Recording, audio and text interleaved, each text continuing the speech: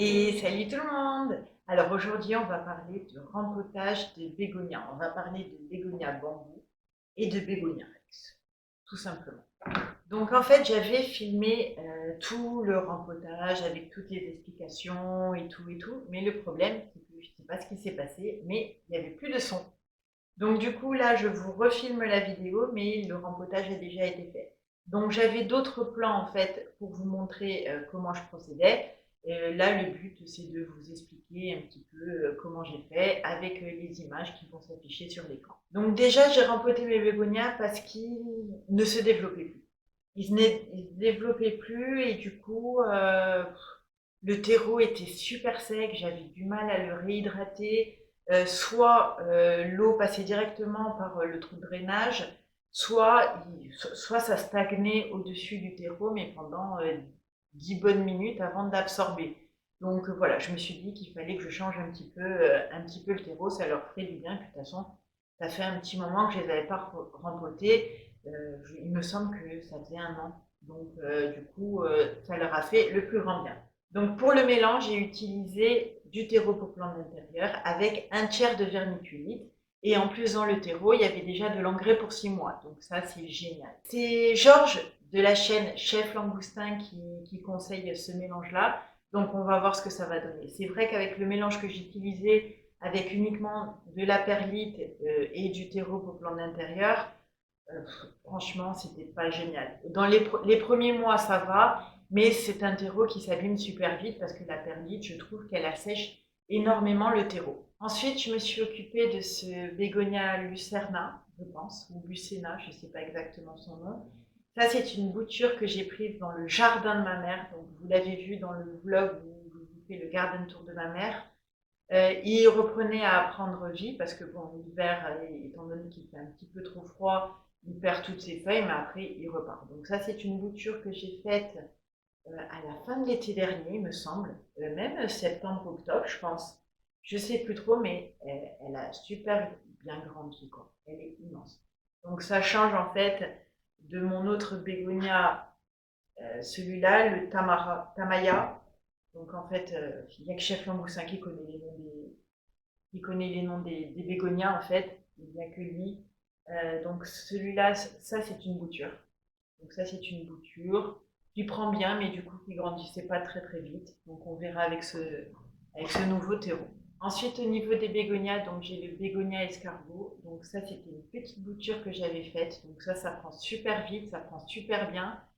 Euh, voilà un plus gros. Regardez-moi la feuille comme elle est énorme. Elle est juste magnifique. Ensuite, j'ai ce joli bégonia. Il est trop trop beau. Voilà, avec, on va dire, ce panaché de vert et de violine. Il est trop joli. J'adore. J'adore. Alors, je m'étais dit que je ne voulais plus de bégonia, mais je ne sais pas pourquoi cette année, ben, il me redonne envie. Donc, je voulais m'en débarrasser, mais finalement, j'y arrive plus. Donc voilà, voilà ce qu'il en est aujourd'hui. Donc j'ai même envie d'en prendre d'autres, mais bon, je me suis promis de ne pas acheter de plantes.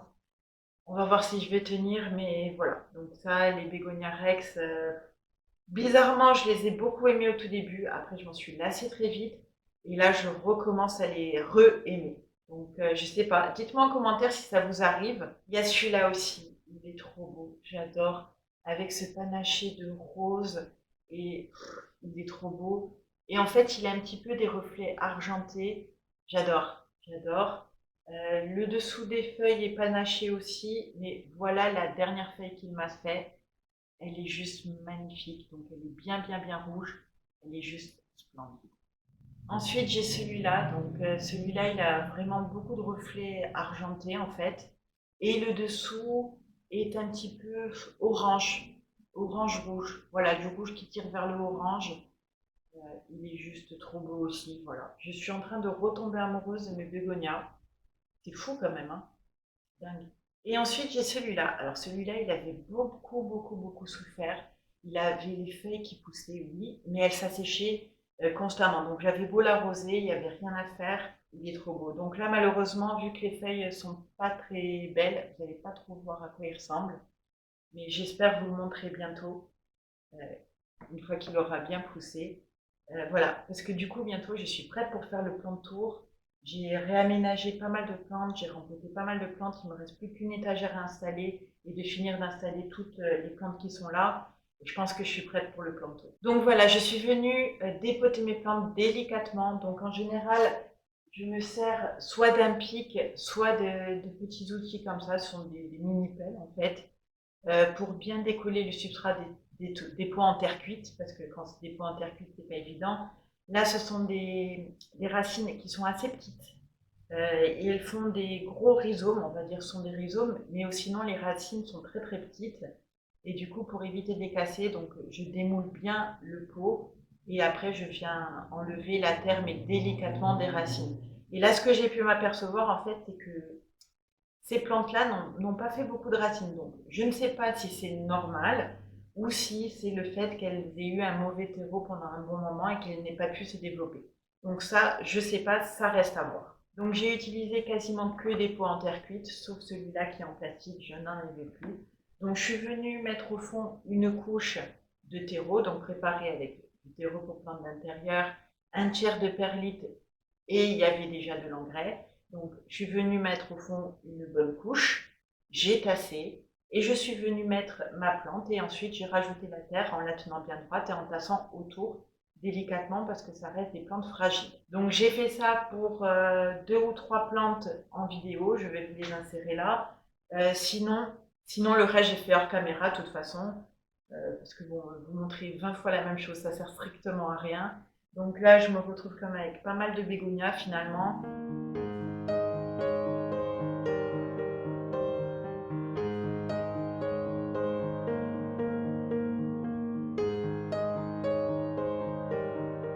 Je pense que c'est celui-là mon préféré en fait. Il me fait penser un peu aux feuilles d'automne, même si elles sont pas oranges. Je sais que Carole de la chaîne Une fleur parmi les fleurs en a un couleur orange. Il est juste magnifique. J'en suis. À chaque fois que je le vois, je le bave devant. Il est juste splendide. Et celui-là, il me fait un petit peu penser quand même aux feuilles d'automne, même si elles sont roses. Il reste quand même des, des feuilles d'automne qui deviennent roses, hein, pas obligatoirement jaunes. Mais voilà, celui-là, il me fait trop penser à celui de Carole, malgré qu'il soit complètement différent. Je ne sais pas comment vous expliquer les choses. Mais voilà, celui-là, il est beau. Celui-là, c'est vraiment mon préféré. Donc au final, j'ai 5 Bégonia Rex différents. J'en avais 7, il me semble. J'en avais donné 2. Et voilà. Donc peut-être que je vais m'en reprendre un ou deux, mais il faut pas. Il faut vraiment pas. Là, j'ai vraiment pas de place. Même en faisant ma nouvelle installation, j'ai vraiment pas beaucoup de place. Et au final, les plantes sont les unes sur les autres et c'est même pas joli. Donc j'ai vraiment hâte de déménager pour pouvoir installer mes plantes comme je veux. J'ai déjà tout en tête, donc ça va être génial. Donc une fois le rempotage fait, ce que je suis venue faire, c'est arroser. Mais j'ai arrosé vraiment abondamment, euh, de sorte que l'eau s'écoule par le trou de drainage. Et là, quand même, le terreau était hyper souple. C'est bizarre par rapport à d'autres terreaux qui font des trous. Celui-là, non, il gonflait. Et, euh, et au final, il n'y avait quasiment pas de trou. Et quand on appuyait dessus, et quand on appuie dessus, en fait, quand il était mouillé, ça faisait comme un matelas, c'est bizarre. Et d'ailleurs, même maintenant, ça rebondit un petit peu. Et c'est drôle, voilà, c'est juste drôle.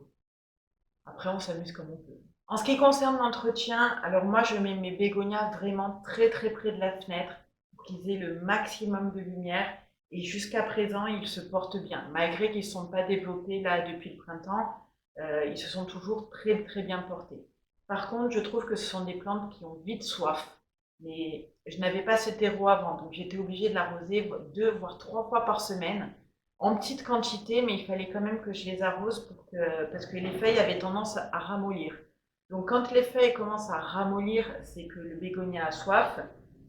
Et aussi, si vous oubliez trop de l'arroser, ça peut faire sécher les feuilles et du coup vous perdez les feuilles. Vous perdez les feuilles beaucoup plus rapidement que prévu. Donc là, on va toujours voir avec ce mélange. Là, c'est trop tôt pour vous le dire, mais je pense que ça va être beaucoup mieux. Vraiment beaucoup mieux. Sinon, ça reste quand même des plantes qui ont besoin d'engrais. Si vous pouvez leur donner de l'engrais tous les 15 jours, à moins que vous leur donnez de l'engrais organique, là, du coup, ça sera en fonction du mode d'emploi, mais les engrais organiques, en général, durent quelques mois. Sinon, pour la taille, il faut venir enlever les feuilles abîmées parce que d'un, c'est pas joli. Et puis de deux, ça épuise la plante pour rien. Donc, tant qu'à faire, autant favoriser les nouvelles feuilles. Ça reste de très jolies plantes. Il y a beaucoup de monde qui ont des difficultés avec, mais je pense qu'il faut juste réussir à gérer l'arrosage en fait et la luminosité. Dès qu'elles ont beaucoup de luminosité, ça ira déjà beaucoup mieux que si elles n'en avaient pas. Mais en ce qui concerne l'arrosage, il faut vous dire que c'est une plante qui a souvent soif et qui boit beaucoup. Donc le terreau, ça sèche très rapidement. Euh, donc voilà, il faut vous mettre ça en tête, c'est que les bégonias ont besoin de beaucoup d'eau. Besoin de beaucoup d'eau. Par contre, faites quand même attention quand vous mouillez le feuillage. Vous risquez d'avoir du pourrissement de feuilles, de l'oïdium, je pense. Ça fait des taches, on va dire, grises sur le feuillage. Donc ça, par contre, c'est un champignon. Donc si votre plante est atteinte, il faut traiter. Vous ne pouvez pas laisser passer ça parce que ça va faire pourrir toute la plante. C'est un champignon qui se développe assez rapidement quand même. Donc voilà, j'espère que j'ai rien oublié parce que du coup, j'avais dit plein de choses dans l'autre vidéo et je sais plus. Je sais vraiment plus ce que j'avais dit. Je pense vous avoir tout dit, mais on ne sait jamais. Donc si jamais vous avez des questions, n'hésitez pas à me les poser en commentaire. Euh, et voilà. En tout cas, j'espère vraiment que cette vidéo vous a plu. Donc si c'est le cas, n'hésitez pas à la liker, à vous abonner et à me rejoindre sur Instagram. Sur ce, je vous fais plein de gros bisous et je vous dis à bientôt dans la prochaine vidéo.